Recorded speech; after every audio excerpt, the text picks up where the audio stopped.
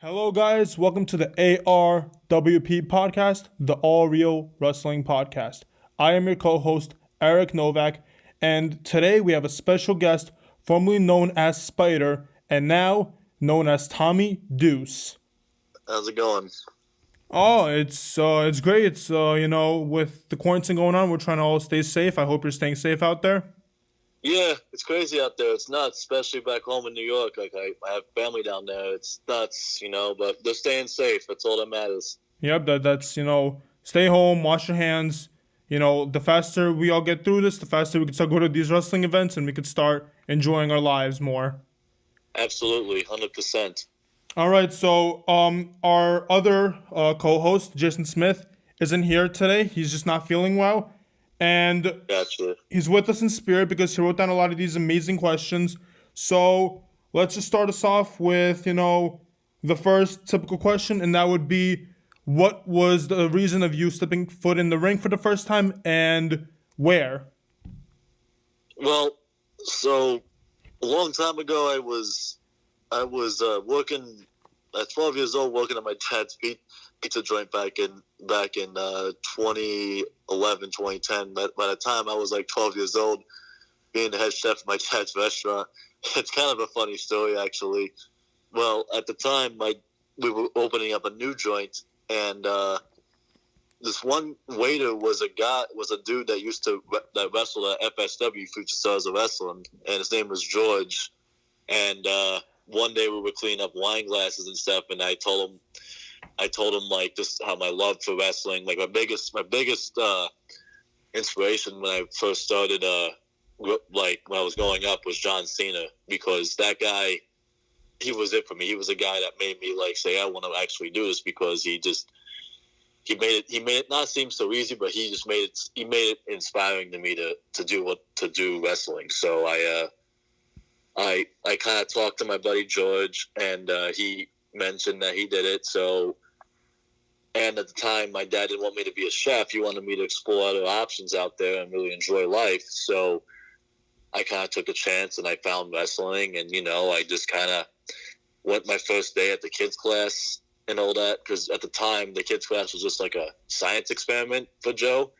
And it was funny, my dad and Joe know each other from way back when, and it just kind of worked out for itself, and it's like it's very hard to explain. It's like so surreal that like I was able to be given this opportunity at like 14 years old. I was about to go into high school, and man, like it was just such like a crazy thing to think about. Like I'm starting this journey in wrestling while I'm about to begin my journey in high school and graduating and moving on in my life, and it's like, it's such a beautiful thing. I started training the kids class, and I was actually the first kid. No one ever talks about this ever. No one, like, people, like, it's not mentioned, but it's like I was the first kid to actually graduate and take a chance and wrestle with like the grown men, like wrestle, like as like a 16-year-old or like 15. Actually, it was 15. I was able to go into the adult classes, and it was rough at first. That's when it kind of hit me hard. But at the same time, though, like I kind of picked things up, and there was good days and there was bad days. But at the end of the day, like it was just such a drive every day to keep doing what I was doing, and those guys who really helped me. Originally, the first trainer I had was Beast.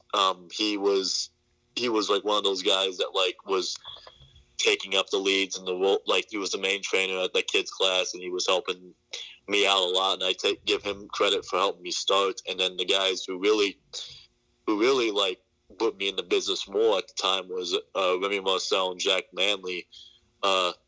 Those guys were like the greatest. Like even Sugar Bound and Clutch, like those guys, like are my friends to this day, and I'm grateful for those guys to be a part of my life and be a part of my wrestling career, because they gave me so much great knowledge. And then there's still more people that I met, and it's like my first match, I was at a Boys and Girls Club. I was 16 years old, and I gotta tell you, like it was something that I could never forget, because the guy who my first match, name was Cody, Crash, Cutthroat Cody, Crash Test, whatever you want to call the guy, Cody Hancock.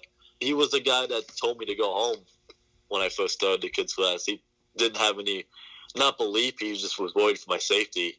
And you know what, I got that, but at the same time, I kind of took a gamble at it, and I actually made it through, and I proved him wrong, and the fact that I was his first match to this day is just so mind blowing, you know. And it's like it's just so hard to put into words, man, because at 16 years old, actually having my first match, and I just remember like just the feeling and the energy of the crowd, man, and it's like it's unbelievable. You know, they were all kids too, and from then on there, I started to do more shows, and it got better and better. You know, I wrestled guys like Kenny King. Killer Cross was my third match. Can you believe that?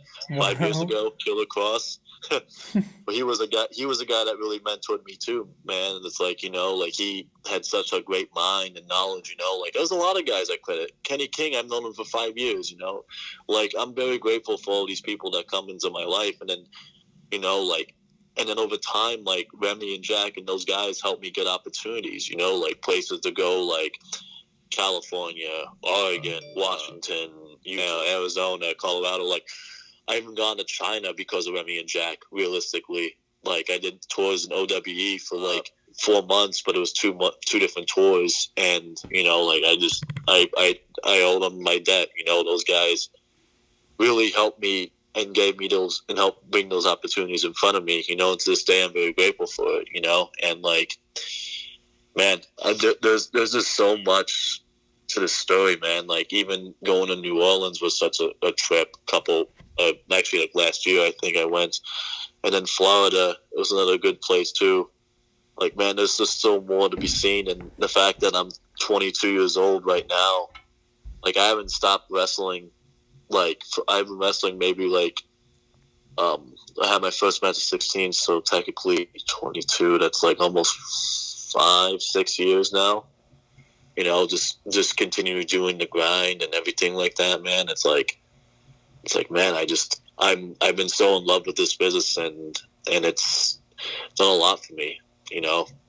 Yeah, that's why you're a part of FSW, Future Stars of Wrestling. And, you know, I've seen you from what I think, you know, was the beginning. I feel like Midnight Marvels was definitely part of start of your career in a way. Like, start traveling more and all that. And even from at that moment, I'm like, this guy's going to be a star. I already could see this guy at a major company one day. Same thing I said for Damien. Like, you two were talented together, and you guys tried it solo, and even then you were talented by yourselves. And I appreciate that, man. It's like, well, like what's crazy about it though was like when I first got the name, that name Spider was actually a funny joke about it. Ever watched the movie Goodfellas with Robert De Niro? Of course, of course. Pesci? I was that spider kid, and that got shot in the foot. They've always made that joke because Kenny King and Kenny and Remy and everyone would say, "Use a light Spider" and all that stuff. Every time I would get beat up, like in training, like it was just, I just never forget those moments. At first, I didn't understand it. Why? I didn't understand why because I was 15 and I didn't understand the mob movies and stuff like that. But now looking back, it's hilarious to me to this day. Wow. And it's just like, you know, like that name's has been attached to me for so long, you know. And it's like even now with what's going on with me now, the new character change, they can call me Spider, like in the back. Like I don't really care. Like in the back, like the boys, sure, they call me Spider. Like that's just who I was. And then at first, I didn't really know like what to do with that, because like the Spider Warrior name was named by a radio host that used to be here called Paulie Cover, and he gave me that name. It was like I kind of just stuck with it, and I didn't really know like I can do like I was basically like a baby face in tights. That's all who I was, you know. I didn't really have like any character presentation realistically. I was just a wrestler in tights, you know. And then when Brett and I we were actually pitched to team up because you know, he did tag team with TJP at another promotion in Vegas at the time, and I was there too. And then like TJ was, I think he was doing more Evolve stuff at the time and all that. So he went and did that, and they pitched me and him the team, and then we kind of like took a shot at it. There was management didn't really like us as a team, but my Remy and them, we fought for that, and we really believed that we could do it. At first, we weren't even called the Midnight Marvels; we were called the Night Warriors. It's a stupid name to this day. No, I remember. I would have called you guys that, but like with the timing, you guys switched it, so I didn't know if you. I remember that name. I was watching a couple of videos. It's on all your matches, the one with Kenny King, everything. That's all on YouTube. So for anyone that's listening to this, they can easily see any of those matches that you're talking about. And I do remember your original name changing to the Night Marvels. Yeah, and that was funny too because that name was kind of like thrown around, and then pretty much that idea came from like Remy. Again, Remy is a great, even though Remy's been doing this for years, he has such a good, interesting mindset when it comes to like the business. He's been around so many like veterans and all that stuff. And like when he gave us that name, we just ran with it. We took it and ran with it, and then it's like we literally became the youngest tag team champions in FSW history. Legit, if you think about it, I was 17 years old, still in high school, and he was 19 years old at the time. Yeah. That's some funny stuff, man. And it's unbelievable. No, yeah, I already learned so many new things that apparently was wrong. It's really interesting. Throughout just 2 questions, I already learned so much. But with the whole Spider Warrior, so there was no correlation to Spider-Man or anything like that. Like you had no interest to kind of be the wrestling version of Spider-Man. Well, actually, at the time, like. I was obviously knew I was gonna be like mixed in with Spider-Man. I've always had a love for Spider-Man. Realistically, when I was a kid, like I watched the Tobey Maguire Spider-Mans. I wasn't a guy that really read comic books because I just didn't really have not access to it. I just didn't really know about them. I wasn't really like fit in with that kind of like pop culture. Like I was a '90s kid, like the end like '98. But even that's like I didn't really like have that interest. The movies. The thing with me about it, like movies are what stand out to me most because it just brings the emotion and it brings like what the image that they want you to see. You know what I mean? Like with Tom Maguire Spider-Man was like one of my like nowadays if you think about it, Tom Holland Spider-Man is probably the best one out there if you think about it. And the story behind Spider-Man kind of relates to me in a sense. I'm from Brooklyn. I'm originally from Brooklyn, but I wasn't raised there, which sucks to this day. Because I really wanted to know what it was really like in my home, like where home was. I can't say I'm homesick because I never really experienced what home was like. I would like to, when all this is over, I want to actually go and see where I grew up, where my dad grew up around, and where I was born, all the other stuff. But at the end of the day, though, like Spider-Man was as a kid, like before wrestling, was one of my like role models too. I don't know if I told you, but I'm actually from Brooklyn. Actually, I'm from Ocean Parkway, like near Coney Island. Oh wow, Coney Island. Okay. Yeah. My dad's around. I think my dad was around Bensonhurst. Bensonhurst, Brooklyn. Yeah. Yeah, because I know I told you I was on the East Coast, but I didn't tell you that I was in Brooklyn. So yeah, nice. I kind of had an idea East Coast because people say from the East Coast, you gotta assume okay, New York, Jersey, Connecticut, whatever. Yeah, no, yeah, but yeah, it's crazy because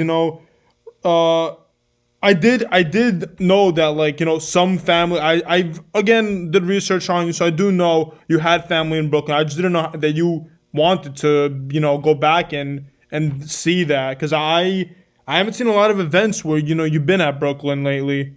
Never. I actually never wrestled in New York ever. Like, wow. And again, I'm only young.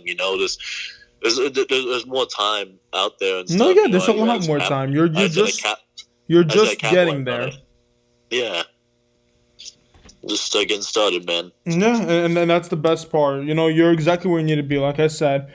All right, so here, let's go here. You have an amazing gimmick, not only during the past but present. Give me the explanation between both. Give me like the idea of what you decided you wanted to do differently from the Spider Warrior and more to Tommy Deuce. Because, like you said, both of them have something to do with, the mob. Because, again, Spider was, a nickname from Goodfellas. So you've always had an interest for the mob, even while you were Spider. So, Well, yeah, go ahead. What were you saying? I'm sorry. so I'm just curious what finally made you decide to take away the tights and all that. And if it's something to do with the IGTV, I don't want to give it away. So if it is, the same thing between the IGTV story, you can bring that up for those of the audience who hasn't seen it yet. So basically, the reason I can tell you just little bits and pieces, because the IGTV, like when you watch those episodes, like part of that stuff is true on the IGTV, but it's kind of like it's written for the entertainment aspect, but parts of my mindset was true. Mm-hmm. Like if you really like watch those 8 episodes and just like listen like to the voiceovers and stuff, they were really thoughts in my head. There were some things that weren't true, but realistically, partly the reason I decided to do this because Spider, you gotta think, like it's an awesome gimmick, yeah. But the problem is with wrestling and all that stuff. There's the whole copyright act and stuff like that. If I'm trying to get anywhere, if I'm trying to be a made man here, like a man. I gotta like go out there and like be original. And I think Spider was an original thing, but the problem is that there already is a Spider-Man out there. Mm-hmm. Nobody can realistically do anything with it because they don't want to get copyright sued or anything like that from Stan Lee. But like there was that was part of the reason, but also too, I just wasn't really me. There was points like when me and Drake had that problem, and we just kind of like after China, I think just kind of disconnected. Don't know why, but it is what it is. It was what it is. We had to kind of just move on because it was just getting too old. The same old song and dance. So we had to like just do our own thing, and that's what it was, like there's no heat. Real life, there's no heat whatsoever. Like me and him are like, we're fine. It's just we just agreed upon that I wanted to take the marbles everywhere we could, and I felt like we could have done more, but at the end of the day, I can't force anybody's hand here, Mm-hmm. we gotta like fulfill our own destiny. We gotta fulfill our own destinies. We gotta fulfill our own careers and desires and all that other stuff, Like at the end of the day, man, like I did Tommy Deuce because it's me. It's really me. It's really who I am. Because actually, Tommy is another word for Thomas, and in real life, I'm actually a junior, and the slang for like the second or 2 is Deuce. So you put it together, it's just me. It adds my flavor to it. Now with wrestling not being around and stuff, like it's once wrestling comes back, you'll just have to wait and see like what I bring to the table, because at this point I don't really care what anybody's got to like say about me anymore. I turned a new way because I've always gave a shit about what people thought about me, and like you should do this, that, whatever. I'm gonna do what I need to do because I'm tired of being stuck around thinking, not getting anywhere, because that's why I thought I wasn't getting anywhere with the Spider character for years. Mm-hmm. Years I wasn't getting nowhere. Now Tommy Deuce is gonna get somewhere, and Tommy Deuce is gonna be a made fucking man. Wants to be a made man in this business. He's gonna do whatever it's gotta take, even if it's vicious or wrong. It don't matter, because Tommy Deuce is gonna do what he wants. He's the boss. I got chills. I got chills just by that little sentence. That's crazy. You're already showing me that this mob thing really gonna scare the hell out of all these fans. I'm already like I had chills right there. Um, all right, so here's a question I'm pretty sure everyone's asked you. We know you've competed in wrestling places such as DOA Wrestling, PHW, and so many other arenas throughout the entire world. But I would like to know where you want to set yourself permanently at one point. So when you feel like you've done it all, what company at the moment, your idea can always change throughout the years, but at this moment, what idea do you feel like, which company do you feel like you want to stay in permanently when the time comes? Realistically, um, there's just so many options out there, man. Yeah. It's like you can't. Like my biggest, well, obviously the first one everybody's one at the time was WWE, Mm-hmm. but at the same time, it's like, like it real right now, man. Like I can't just give you one answer. I gotta give you like I. Honestly, right now, it would just be anywhere that's gonna allow me to put myself out there and be, because at the end of the day, I want to be a household name. I want to Mm-hmm. be a household name, and no matter what company it is, whether it's WWE, All Elite Wrestling, Impact, Ring of Honor, whatever it is, like I want to be a household name, and if it's right, I'll do it. Mm-hmm. Like but if I had to do one answer, it would the first try I would want to do is WWE. WWE. Not that. If not that, then we'll see where the dice flow. We'll see where it goes. All right, all right. I mean, like I said, you're perfectly right. There is time, and we evolved in such a wrestling business that it's not like it used to be. WWE isn't where everyone wants to be. We're in such a big capacity where there's so many companies that, like even FSW. When I watch the mechas, those are better than, in my opinion. Those are a lot better than a lot of the WWE pay-per-views I've been watching throughout the year. And that's not like a stab to WWE. That's just my honest opinion on the fact that the mechas take time, the matches, and that's all FSW. The FSW, does even that. If FSW was at one point, a company, and they had a roster like that, they can definitely do something. I feel like with the level that we're at, with the times that we're at, WWE doesn't have to be the home set, but I understand. You grew up watching WWE. It's definitely a dream to be at the place where you first started watching wrestling. John Cena was there. It makes sense, and like you said, where they'll take you where you could be yourself and you could say whatever you want. Nothing is scripted. But let me see if I can try to like edit the question just to get like a story out of this. Um, WWE is one that you said, if not something else. But let's say you've heard of the rumors that WWE is scripted. They don't let a lot of people do a lot of things. There have been a lot of interviews where wrestlers talked about how WWE didn't make them feel like they were going to do what they love, that they were actually, in an office, like listening to ideas that are created by other people. So let's say WWE is still like that. Like out of everything that you've been watching, what is the next place that you would want to go to from the start of your career? So to explain that, look at Chris Bay. Chris Bay is also a future star. He's got so much ahead of him. He just signed to Impact Wrestling. That doesn't mean he'll retire in Impact Wrestling, but he started at Impact Wrestling. So where do you think you would want to start if they all gave you an opportunity? Well,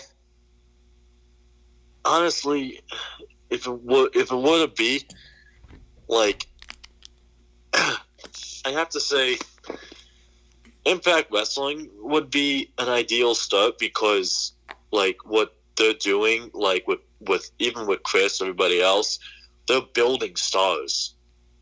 They want new people, but you gotta have like the tools, and you have to have the mindset, and you have to have the the marketing in you. You have to have the look that they can run with you. And I feel like over time I'm gonna have that look whenever it's gonna be. But I have that, like, Impact, I would actually would like to start, but I'm not setting high hopes on anything right now because you can't just have one mind. You got to be open to anything that happens. Who knows? It could be, it could may as well be WWE that wants me that I could start at. You just don't know. Like a guy like Jake Atlas, that guy's is a fantastic fucking talent. Mm-hmm. You look at a guy like him, like that. Like I don't know if he I could be wrong. He could have started somewhere else, but like I know for a fact he like WWE is like his first big thing, you know. And if that goes the right way and whatever, you know, like if he's happy there, he's happy there. Like if wrestling is wrestling's like ice cream, you know. People like chocolate, people like vanilla, people like strawberry, people like cookies and cream. They like different flavors, you know. So what? Like honestly, like I don't have a particular flavor. I'm not picky, you know. Mm-hmm. Like honestly, like if I had to choose one to start, it would be Impact, and that's that. Yeah, that's basically the question that I was trying to get at. Like, what would be the starting point for you, and what would be the ending point? And like I said, time is just started.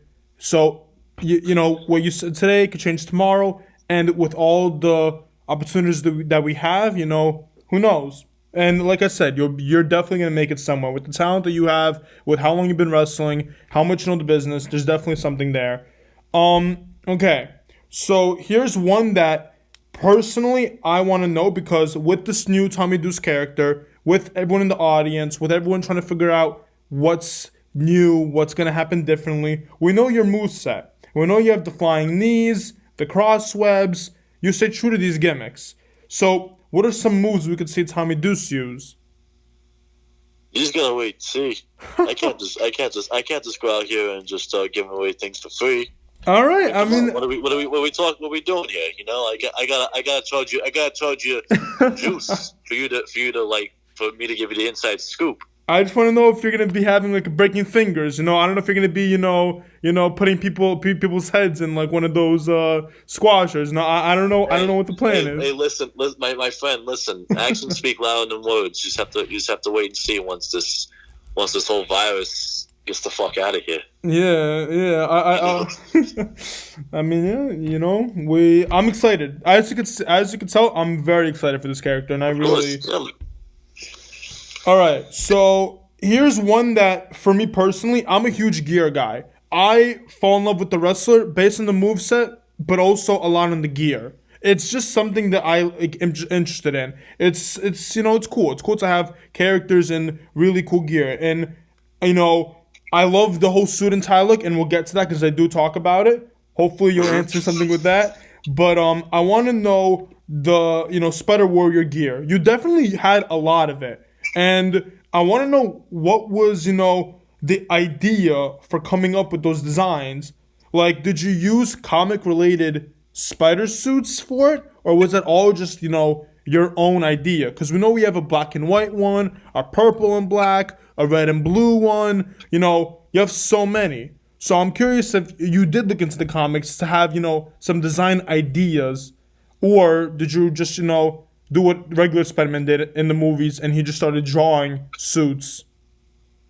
Well, the idea behind at the time when I was doing the Spider gimmick, I was the first set of tights. They were just like I literally just got one of those video game, the WWE video games. I started just putting stuff together, and the first design I ever made was. Like the black and the white gear with the webs and the name in it and the spider on the back side of it.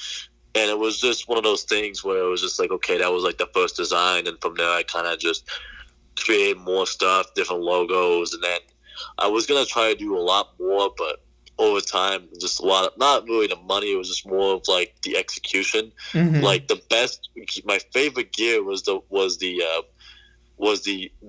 Future Foundation Spider-Man inspired gear. Oh, so you did try to use okay, because I did have that on the list. That's the white and black one, right? Yep, the white and black one. It's actually like one of surprisingly they haven't put it like I haven't seen that suit in the films. Like it's on the video games and the comic books, mm-hmm. it's such a unique design, but the problem is white gear just gets fast very easily if you don't take care of it. No, yeah. Is that your favorite gear? That's actually one of my. Well, it's actually realistically, it is because like the other ones they were nice and all that stuff, but like the biggest thing, I had a huge problem with like masks and stuff, like Really? because I think like the masks that I have on, like they weren't the greatest. I gotta be honest with you. At first, they weren't the greatest. Not everything is the greatest when you first start. So you must have had some joy of cracking the masks when you were burying. Well, at the time, I had one that was made with like some kind of like not a foam, it was like it's like some kind of wood. I forget what it was. That was like literally like a spider on my face, and just was not working. And I was trying to find glues and stuff like that. And the last mask that you saw me in, I actually found a guy who does like those vacuum sealed masks, and I gave him a concept design, and he made his own version with the concept, and it worked out perfectly. It was a dude from Atlanta. He didn't really charge me a lot. It was actually a very good price, but I was actually able to have different colors and anything that I want. I couldn't do patterns, but I was able to have my own colors of masks, and I kind of and then from there, just like I really wish to this day I could have found that guy later on, like sooner, because if I didn't have like those other masks, like I just to this day, man, like I think back to myself, why the fuck did I even like try these? I should have just went to this one guy who made it right. You know what I mean? Yeah, no, I hear you, but like, time works in mysterious ways, and it's funny because now you're not even wearing a mask, so it's like, yeah, you've been torturing yourself, but at the end of the day, it's a new day. You don't have to go through that anymore. But I hear you. But that's part of, coming to work, always having to make sure that the gear is on the right way, that everything's going around. So you've had a normal experience, like every normal wrestler. So that's good to understand that, you've also had gear problems just like everyone else. Everybody goes through a phase. Nothing's ever perfect in wrestling. The people who think that everything's perfect is just like perfect matches. No such thing as perfect matches, perfect this, perfect that. Everything can always be better. That's just the way it is. All right, so we're gonna get away from the spider-related questions. So we're gonna get to a small shot of the Midnight Marvels. So I just want to know, how did it feel to be a part of that team? Because you guys represented basically superheroes. You were the team of basically DC and Marvel. That's why you got the Midnight Marvels. You took Midnight from like DC, Marvel from Marvel Comics, and I want to know, how did it feel like? Because I'm pretty sure that was more for the kids, right? I'm pretty sure you guys were entertaining. You guys wanted to entertain more of the audience, more of the kids, and adults who are comic fans. But you guys definitely took up superhero mantles. So you guys definitely had to have an image. You guys obviously weren't heels. But you guys did face in a lot of tag matches. So I just wanted to know, what was it like being a part of it, being a part of that unit? At the time, man, like it was like at first when we really became that, it was actually pretty fun. Like I'm not gonna lie to you. We kind of like really got like kind of like the start like of building something at FSW, and then when we got the opportunity to wrestle in the West Coast Wrestling Connection, that was at the time like a local TV station. The promoter was filming for. They were filming for local television, and they would have people from mainly like Nevada, and then Cali, and then some locals up there, and then and other wrestlers from the East Coast and all that stuff come over, and we would do TV. And at the time, he was doing 2 projects, Paragon Wrestling, and like that was like when we got that opportunity to do that, because at the time I was 17, I had to wait till I was 18. So on my 18th birthday, I got a plane ticket to go to Oregon. That was fun. We both got to team up there and like really just expand our brand. You know what I mean? Like another state. It was like that was a really cool experience. Then we did that. We gone to Arizona, and then we did Cali stuff, and then we kind of we did Colorado at one point, and we really tried to put a brand out there and stuff. Arizona was a nice one too. Like again, man, like the best part was that we had to take our brand, like our team, over to China. Mm-hmm. You know what I mean? Like China was that was like the biggest one, like for us, because when we got like to meet the bosses that were interested in bringing us over to China, they really understood who we were. Because in China they have they know what superheroes are, but they don't have it a lot. Like they don't get to see it like in person. Because it's such a not a free thinking country. You know what I mean? They don't have certain access to things. Mm-hmm. So the fact that we got to go out there along with like the bonus boys and stuff like that, they got to rename themselves RMB, which is funny because it's their currency. But anyways, like the fact that all of us got to go out there and we were different characters and stuff, it gave them like an ambiance. We were large. I felt larger than life, because one of our favorite times, actually, you can ask Drake this too, is we got to wrestle in like a big arena, like a place where you would go to watch Friday Night SmackDown or Monday Night Raw. It was set up just like that. Like we got our own like graphic background and everything like that, and we did our entrance, and it just felt so surreal. Like just to be out there in front of like 1,000 people, and like just to get that experience and learning, and actually like just getting that experience to be on a larger stage in a sense was really cool to us. And touring out in China, man, like going to the Shaolin Temple, like we did a lot of things, like together, and that was one of those things that we'll just never forget, because it was amazing. Mm-hmm. Well, yeah, that's an amazing story. You actually answered, a couple questions, like favorite moment, China. You answered a lot of them. So we actually have less of them in that Marvel question. Just one. Was Damien your first tag partner?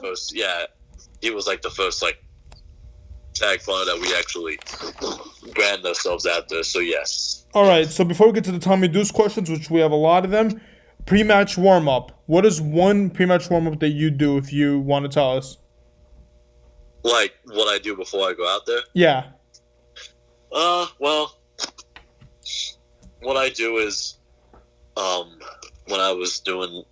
Before Tommy Deuce, I would always get into like character, and I always would just just have a blank, like clear out everything inside my head, everything that's going on in real life, and then just focus and just get into like the character. I always would just like. I would always want a little bit of silence, because I want to focus and just go out there and give it 100% as much as I could. Mm-hmm. Mm-hmm. There really isn't like much of a. I don't slap my legs or anything like that. I'm not one of those crazy guys that sort of smacks my head or just gets nuts. Mm-hmm. Who knows? Every time he just gets nuts. I mean, what can I say? Yeah, that's why I'm curious, because every wrestler has their pre-match warm-up, and I just wanted to know. Every time I interview a wrestler, I'm always intrigued to know, because there's a lot going on in a wrestler's mind right before an event, with a crowd, with pleasing a crowd. That's always the hardest thing. So, I've always been fascinated with what wrestlers do to prepare themselves for basically the biggest show of their lives, because every day, every new show, that's their next show. That's one that will bring them closer and closer to success. Yeah. All right. So now we're gonna get to the Tommy Deuce, and people that are listening to this who have not seen your character live yet at all in any event. I hope you can give us some information on this. So those of the people who haven't seen your Instagram post would see the 4 men that helped create your persona, if you know what I'm talking about. With the yeah. I know those men. I don't want to give anything away. I want you to explain it in a way. So, can you explain to us what character traits, and why you picked those, personas? Like, are you talking about like the people who like like people who were involved in those Instagram videos? Is that what you're talking about? No. There's a photo of famous mob like mafia characters like on Oh your yeah, I post. know what you're talking about. Yeah. The reason why I chose those actors or those guys. Mm-hmm.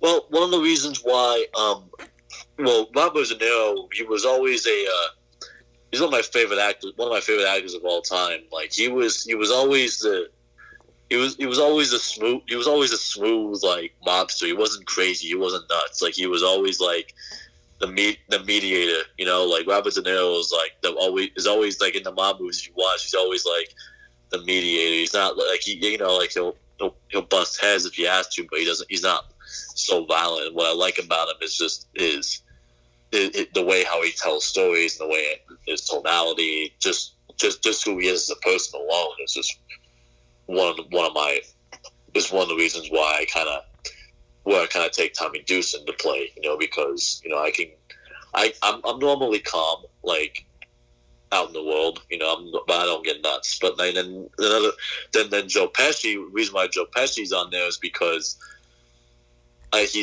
is a funny guy. I gotta say, he's funny, but he's not a clown.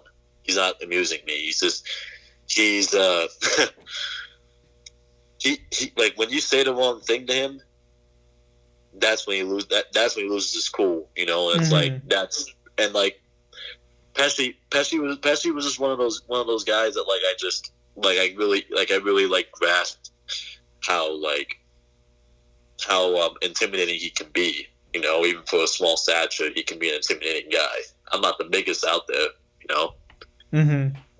Like if you have a bigger, if your bite is worse than your bug, like what are you gonna do? And then Chrissy from Sopranos, he's actually such a young guy. Like the biggest thing about Tommy Deuce is that he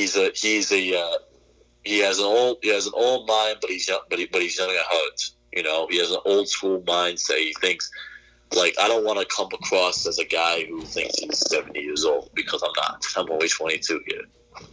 And Chrissy is that guy who's young and who wants this. He wants to be made. He wants to have all these things, but he's gotta like wait. He's gotta slow it down. And then the last person I got was John Gotti. John Gotti was not a great leader, and he did so much. He did so much for the Italians, so much for the mob, and so much for America. Like I was actually inspired when I heard about his story and his movies. Watched the movie Gotti.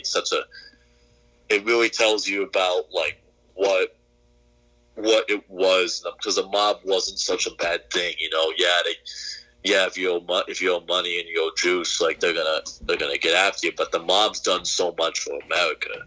There's a lot of things that are out that like cashing checks and cappuccinos and all this other stuff that's out there nowadays, lending money, all that stuff. If you really look back in the history of America, like when the mob came from Italy, they brought all the stuff that we see nowadays. If you really think about it, if you watch Gotti and you watch The Irishman, you watch all these mob movies, you can understand how things are how we can do things nowadays. Because back then we couldn't cash checks.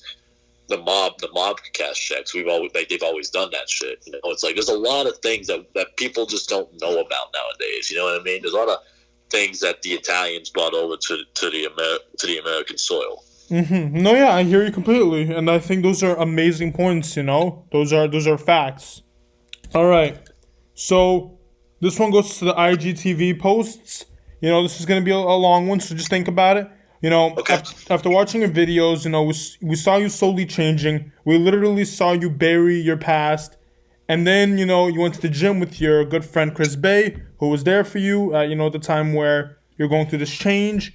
And you got to train with, by far, the best person you could train with when it comes to technician, when it comes to aerial, TJP. And, you had a door that let you in when times were hard, and that was FSW. Literally, the way you came into FSW, the way the ring was already there for you. It was like a metaphoric thing that FSW was already just there for you. How did all that get put together mentally and physically?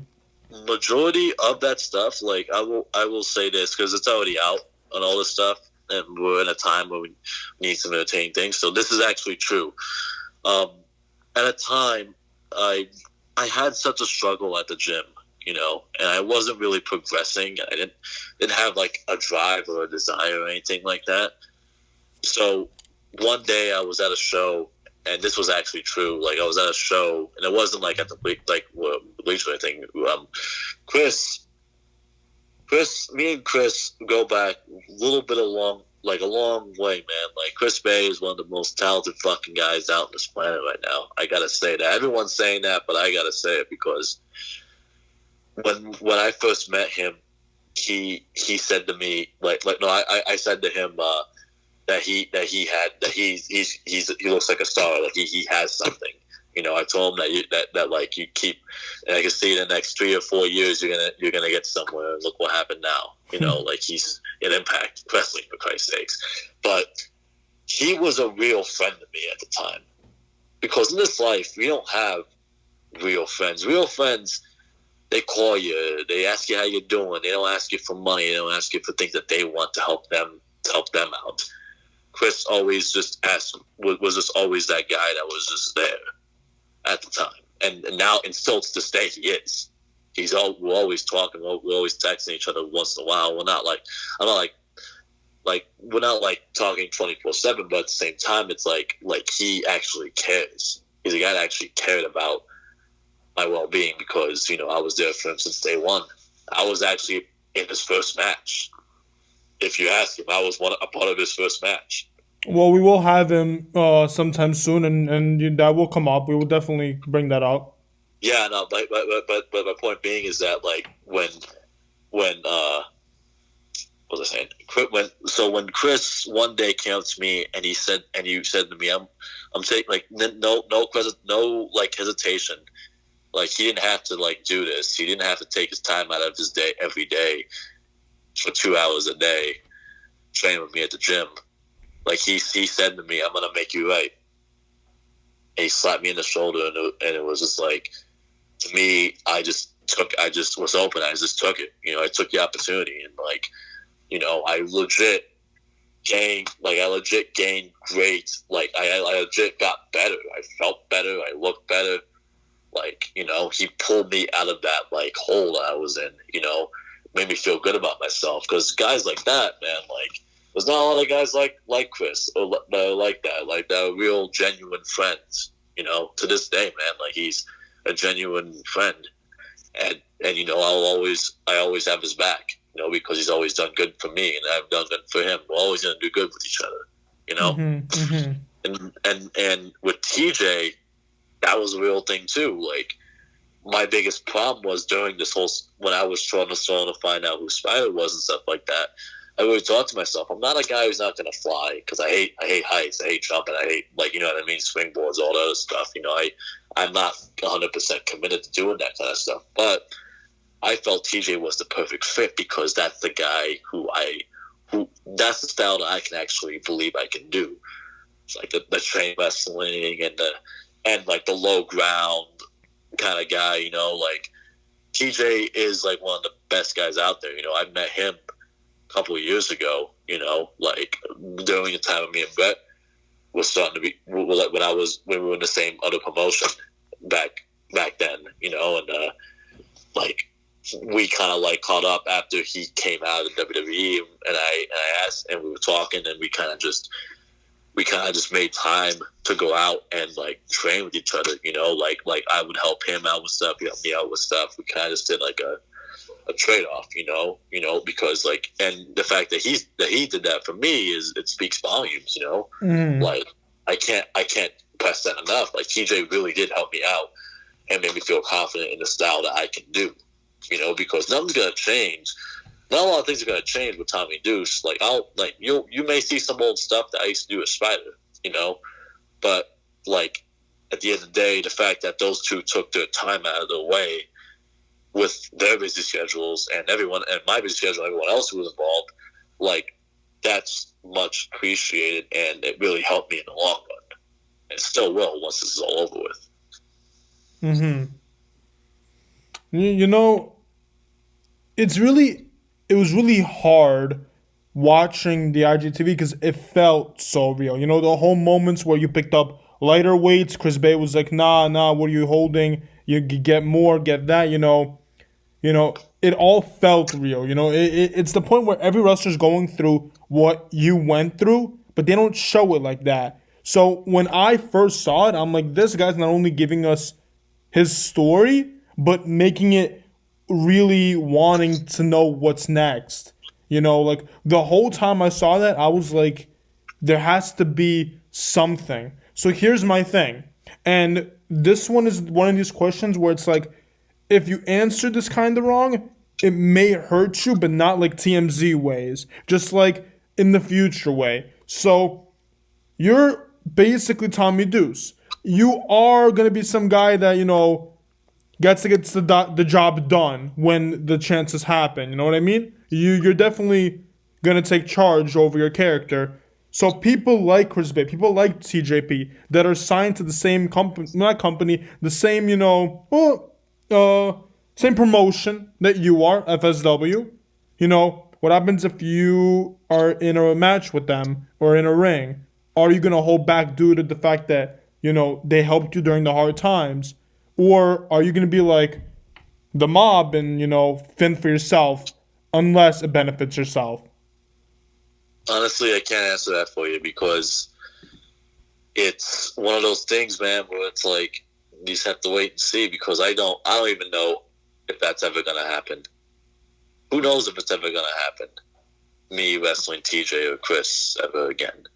You never know. But if it does happen, I can't give anything away to you. You just have to wait and see. All right. I mean, fair enough. I gave you, the warning before the question. I knew 50-50 that would have been a long shot. All right. So, this is kind of the same thing, but maybe this one could be a little bit specific with this. Ever since you changed your look, there is a goal in mind. Maybe possibly revenge towards a former partner or, the people that wronged you in the past.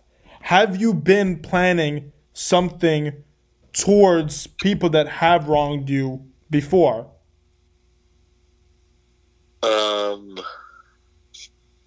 Honestly, man, like my main focus right now isn't much so of that.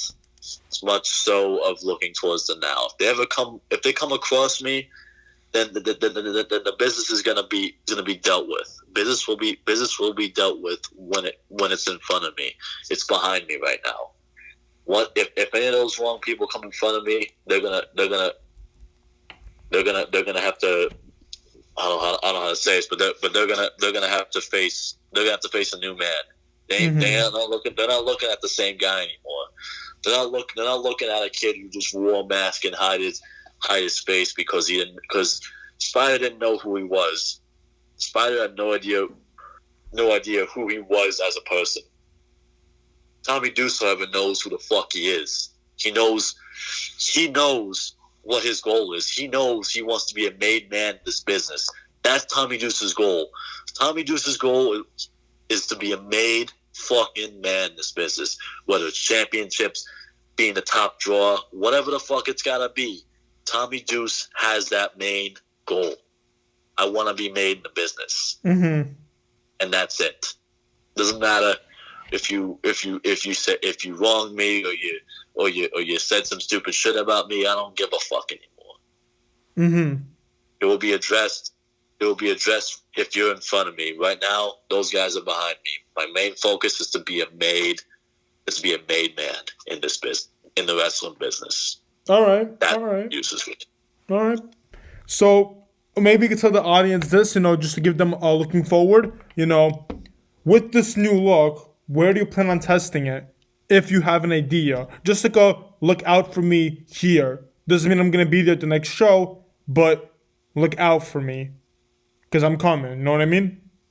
Look out for me at Future Stars of Wrestling where this all started because I gotta rewrite things that were in the past, because that's not away yet. People still know me as Spider, Mm-hmm. But I gotta rewrite. I gotta rewrite my history first, in the place where I started, before I can expand out and go back to those other places that I was before. Because I gotta rewrite history in Oregon. I gotta rewrite history everywhere that I was before. Mm-hmm. I gotta make them forget about. They gotta forget about Spider, and they're gonna remember who Tommy Deuce is. Everyone gets somewhere. How did you get to the path of FSW? Where did this phone call come from? Like, you've been wrestling, and then did you get a phone call? Was it, someone told you about FSW? How did you get into the promotion? Like, how did you get known from FSW? How did FSW contact you? How did that work out?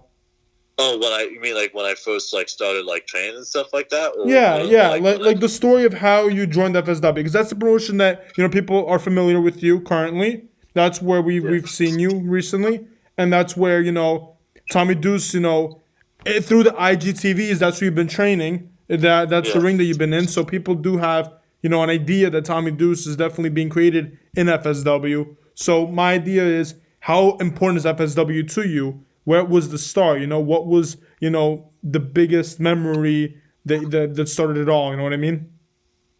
I mean, the biggest memory was the first match, and then from then on there, it just grew. How so many talented people that came to FSW in terms of past, present, or future in the business. The reason why I wanna FSW first is because that's where all the talent goes. Everybody goes there, from Matt Hardy to Jake the Snake, or anybody. You look at the list, TJP, anybody. It's when I got the opportunity, when I got my foot in the door of FSW, I knew that was the best place to go. And then I'm very, and again to this day, I'm very grateful to be there and to be around, and actually I did what I had to do. I paid the dues. I've done everything I had to do over at FSW. In terms of I've done some things, but I haven't done everything. I want to do everything in FSW. I want to wrestle the best talent. I want to be the best that I can be, and FSW is one of those places where the best wrestlers come at. So the reason why I'm bringing Tommy Deuce is coming to FSW is because that's where he started. Mm-hmm. That's where his past was left. Last time people saw me was realistically when my former partner left me for dead. Mm-hmm. Yeah. And I don't want to let that be my legacy, if you want to call it that. Mm-hmm. By the legacy of who I was. But basically, FSW is the place where I want to go, because that's where I started. Mm-hmm. Do you remember where you wrestled before FSW? No, FSW was the first place I've ever wrestled. FSW was my day one. So how did you come to contact with it? How did you find it? How did it find you? Well, I had a friend of mine named George Piccaro, Mm-hmm. who was a wrestler at the time when FSW was I think it was Vegas Championship Wrestling, and then moved over to FSW, and he was still a part of it, and he got me into the kids class. And the kids class, from there, I trained for over a year or something like that. Then I moved on to the adults class. I was doing both, and then from there I moved on to more of the adult classes, and then Remy Marcel and Jack Manley trained me, and there was more other people. I did seminars with Matt Hardy, who's one of my favorite guys in the business now, just because the time he took with me as well when I was still learning. That's how it all started. Was I was sitting in at my dad's restaurant talking to this guy who was a wrestler, and he gave me the opportunity. We went down to school. We met Joe, my dad, and everything. They knew each other, and, Mm-hmm. and I got signed up, and the rest was history. I don't know the feeling of wrestling in an expensive suit and tie, but I know it's a huge switch to your old, spider gear. Is the plan to wrestle in a suit and tie? Is your plan to, look like a mob when you're wrestling? The biggest thing I don't want to come across as I don't want to be in a wrestler in tights necessarily. Mm-hmm. Yeah, you may see me have that once in a while, but I want to. You'll kind of see me in more of a variety of different things. I don't want to just be suit and tie all the time. Maybe one day I don't want to wear that stuff. I want to wear a nice sweater, or I want to wear a nice shirt I have on. Tommy Deuce's can be like the way how he dresses can be a variety of different ways, So like I can have a cabbie hat on, like the hat I have on now is like a golfer's hat. Yeah, I love it. By the way, I love that look. The one with the suit tie glasses. Love that look. The biggest thing about me, like in real life, is I love old school stuff. I was a huge fan of Abbott and Costello. Like that. That's an old movie you don't even know about. Like a TV show you don't even know about. It's like in the '60s, and then I liked the movie Honeymooners. Like all these different TV series I have always just enjoyed because when you look at back then, man, like back then was just so much simpler. You got to think about it for a minute. There wasn't so much. Like nowadays, there's too much. But that's just all the time. There's too much information coming out here. You know what I mean? There's so much information. Like we have the internet now, and this and that. Things are more expensive. Like nowadays, gas. The fact that gas is like my dad's saying. The fact that gas is like 99 cents a gallon back in the Midwest is just so unreal because we haven't seen those prices since the 50s. Yeah, it's like, back then, my dad's you can get a turkey sandwich and a cup of coffee for a quarter. Nowadays, it's like $10. You got like realistically, everything was just so simple, and I wish we could have that. No, yeah, I hear you. With all this information, people are going crazy with it. Like everyone thinks they're doctors if they go on the computer to test and see what they have. You know what I mean? Like it's the point where no one is sure anymore of anything. Everyone's always doing or looking up something, thinking the worst of things. You know what I mean? Yeah, no, and to this day, like the fact that we have the technology we have, I'm not being saying I'm not grateful for all the stuff we have. Like, the technology that we have nowadays is unreal, because if we didn't have this technology and we're in this state right now where everything is unsure and uncertain, like if we didn't have all this technology, we'd all be going crazy right now, So that's just one of those things, man. So here's one that, this is what got me deciding, the character. So I know what your dad's. I don't know if I'm allowed to bring it up due to the fact that it's your dad's, vision for you, and I don't know if it's something you want. I know you posted on IGTV, but I don't know if you want me to talk about what your dad wanted you to do if you didn't do wrestling. I don't know if I should keep my mouth shut or am I gonna be sleeping with the fishes.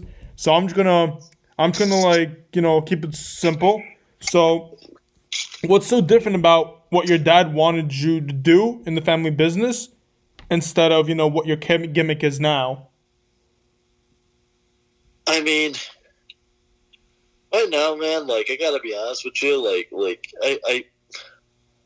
the family business, it's so complicated. It's not, nowadays the mob isn't what it is, because it doesn't exist anymore.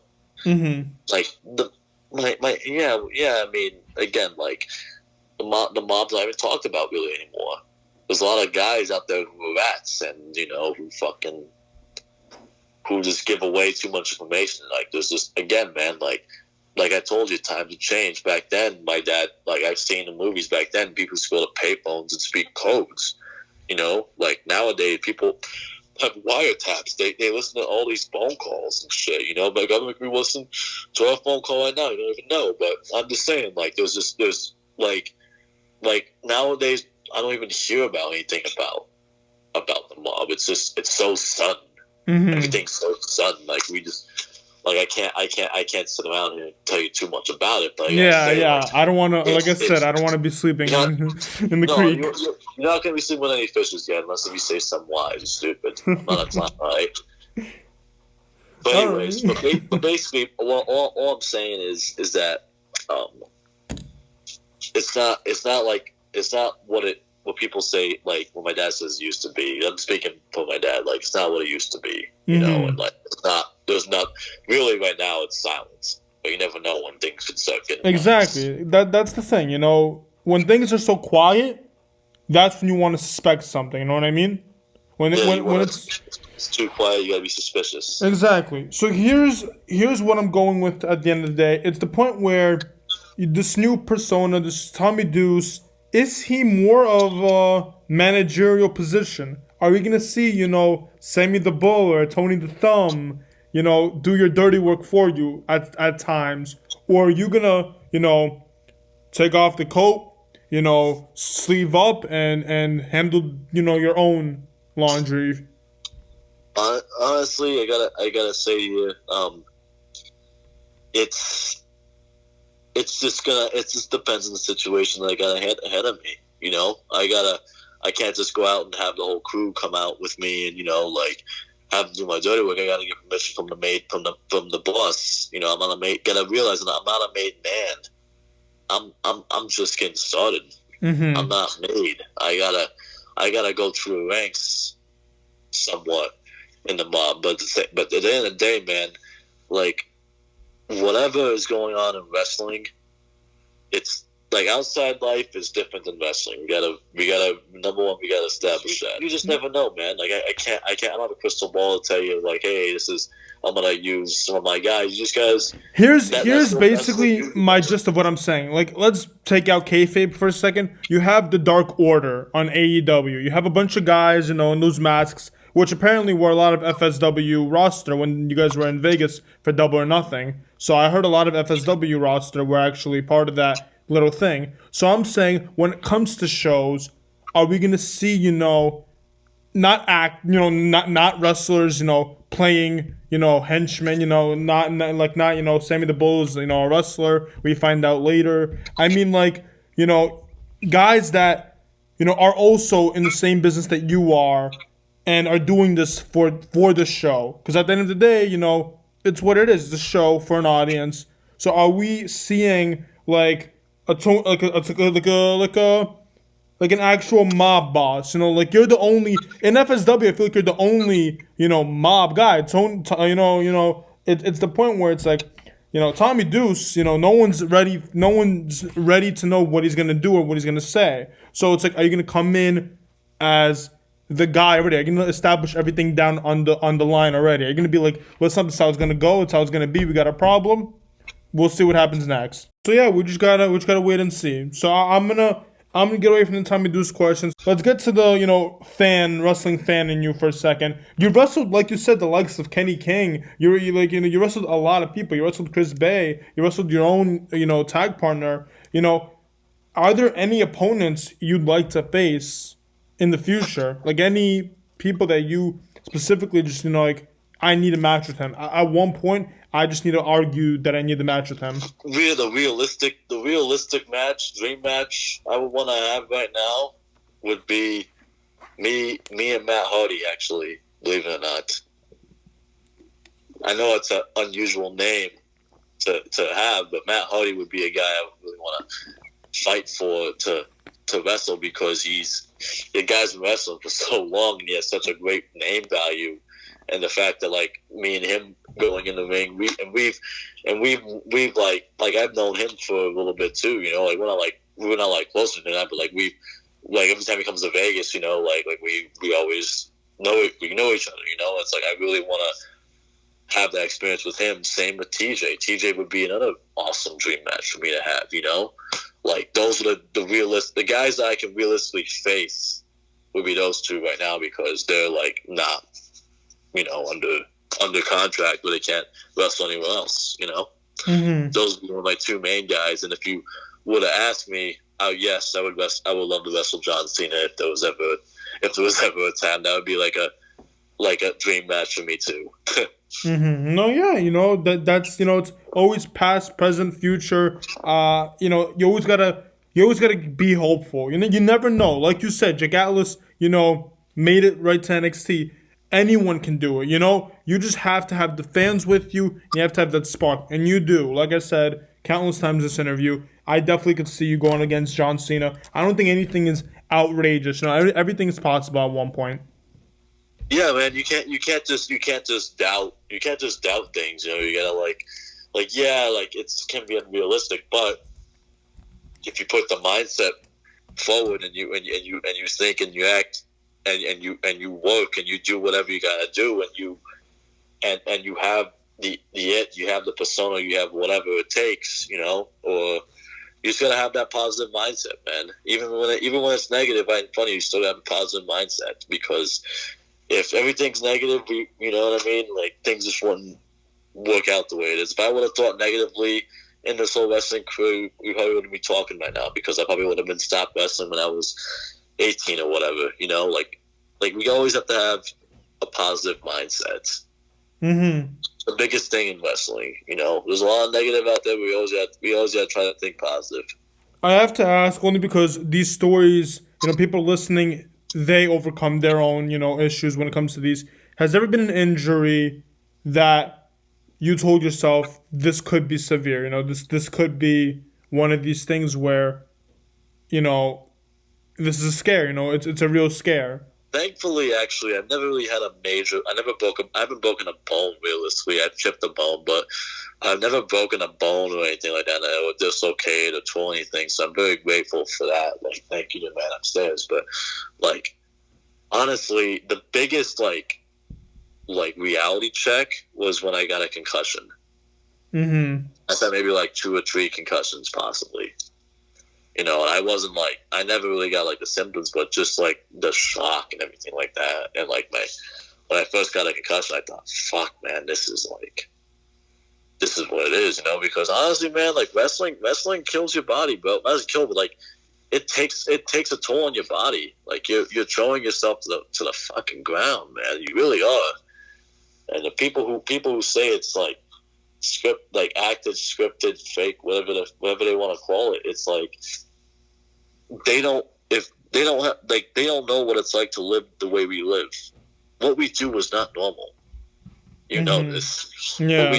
What we do is just not normal. Wrestling guys wrestle 300 days a year, wrestle every weekend. It doesn't matter. Like, our bodies are not meant to go against the ground and you know, get back up, but like the calluses in a muscle, like we just keep going. You know, like I've been wrestling nonstop for 6 years at one point, and getting this kind of a break is just it's nice for a change, you know. But like the itch to come back is you know, like if you're passionate about this business and you have an itch to come back, then there's nothing wrong with you. But if you don't have an itch to come back, there's something wrong with you. If you don't have the butterflies in your stomach before you go out there, there's something wrong with you. Because every time when I was about to go out there, I always get nervous. But when I'm out there, everything's fine, you know? And like at the end of the day, man, like I'm not one of those guys that say, fuck you, I'll fight you if you say it's fake. Whenever people ask me what I do for a living, I say I'm a performance artist. Because we like, wrestling is an art. We have different genres. Like me, I play a mob character. Damian Drake is Joker. Unguided. I can't even say. You know what I mean? Like he's doing the Purge stuff. You know, that's who he is. You know, Chris Bay is Chris Bay. You know, it's him times 100. It really is. He's not portraying the character. He's himself. And I gotta ask, since you did bring them up, I gotta ask, is that bond really strong between you three? I've seen a lot of photos of you three together, and it's really funny how I didn't plan for it to happen, but I magically did get all three of you in a row. And I just realized, because, you know, I did do a little snooping, and I did see a lot of photos of you guys. Not only the fact that you tag teamed with Damien, but also the fact that Chris Bay was there for you. How strong is this bond between you three, you know? Well, actually, it's very strong because, like I said, Chris Bay's first match, and he'll tell you this, was me and Damian Drake versus him and his friend Nino Black. We did a tag match on a birthday show, you know, and at first, like, you know, management like saw Chris, and usually it takes time, people, but Chris was getting really good in his first month and gotten better ever since, and me and Drake were like, you know what, man, like I really want to help this guy. We really want to do something for him, and then when we did that for him, things just started taking up, like, and when management saw his first match, it was like, okay, we got something, and then from there he just took off. He did his own thing, and like, I feel like it's we like, I'm not saying it's us, like a lot of other people were involved too, not just us, but we've just always just been, we've always bonded because we were both there since day one. Mm-hmm.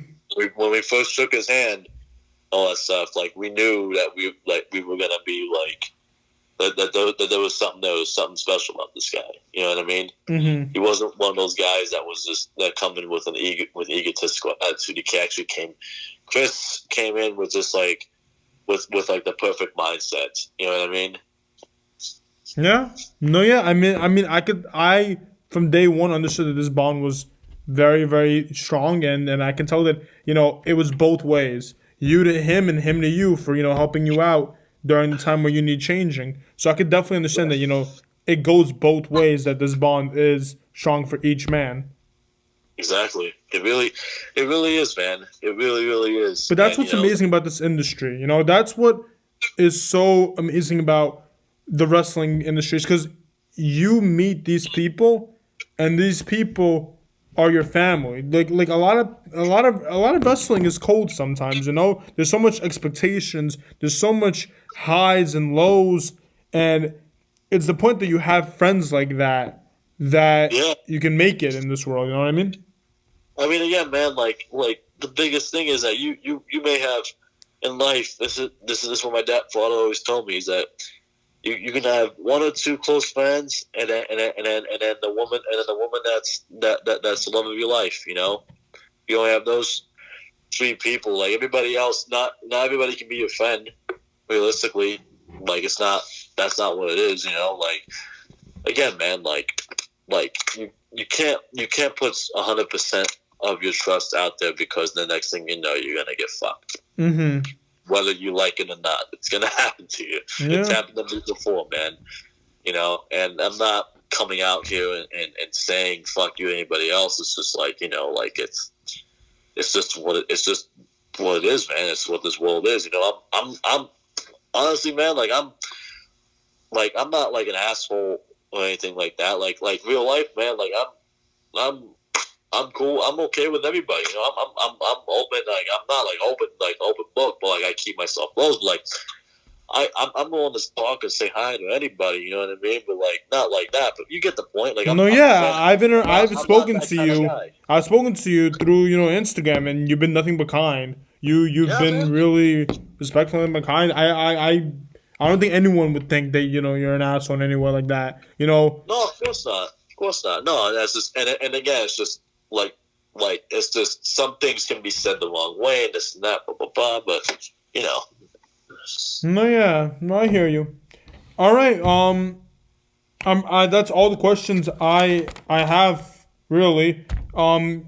I've learned so much, and I was already excited for this Tommy Deuce character, and now I'm just I'm gonna fall off my chair, because there's just so much that I want to see already, and with the time you just have to wait, and that's just one thing. I do hope you post more stuff on your social media, just giving people more and more to look forward to. Like I said, I spoke to Damien, and Damien was like, with this time, all I could do is post these unguided stuff, these little promos to get people ready. And I promise you, Tommy Deuce, to have like a little talk on the phone, with somebody. It's always, I'm not saying what you should do. I'm just saying what I would love to see, with this character. Of course, there's already plans out there. I've already like taped a lot of different things already. I got more to do, but like there's more that's gonna be posted out there soon. You're just gonna wait and see, my friend. You can, for anybody that's listening to this right now, I've got Instagram. It's at Tommy Deuce, DEUCE, Tommy DEUCE Deuce. And that you can follow my IGTVs on there. I have a Facebook. If you search Tommy Deuce, want my nickname on there, you'll find me. follow that. Again, like just like since we have all this time, might as well enjoy, man. Might as well enjoy what other wrestlers, not just me, but everybody else is putting out there. All right. I think this was an awesome interview. This is the ARWP podcast, and we appreciate you guys for listening. We would like to thank our amazing guest Tommy Deuce, Appreciate you guys. Thank you. and we'll see you guys next time.